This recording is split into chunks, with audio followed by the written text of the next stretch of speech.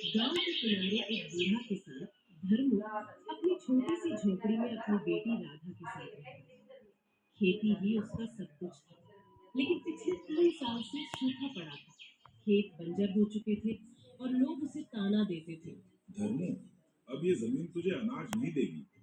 पर धर्मू हर रोज मिट्टी को सीने से लगाकर कहता, जब तक मेरे हाथों में जान है, मैं अपनी बेटी के लिए ये जमीन छोड़ूंगा नहीं। राधा रोज पिता को समझाती। बाबा, छोड़ दीजिए, शहर चलते हैं, मैं काम कर लूंगी। लेकिन धर्मू बस मुस्कुरा देता। एक दिन अचानक आसमान में काले बादल छा गए।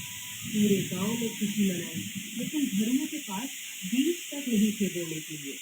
कर्जदार उसकी झोपड़ी पर आ धमके और बोले, या तो पैसा दे या खेत को।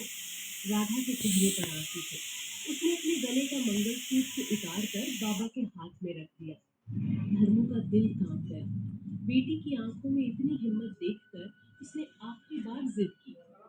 उसने मंगलसूत्र गिरवी रखकर बीज खरीदे और बरसात में खेत में बो दिए। दिन रात की मेहनत के बाद इस बार खेत हरे भरे हो गए। पूरे गांव की आंखें फटी की फटी रह गई। फसल कटाई के दिन धर्मू ने कहा, राधा, ये खेत मेरी आखिरी कमाई है।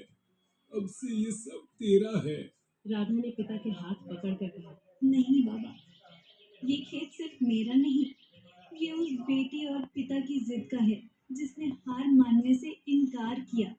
उस दिन पूरे गांव ने पहली बार जाना कि हारता वही है जो कोशिश करना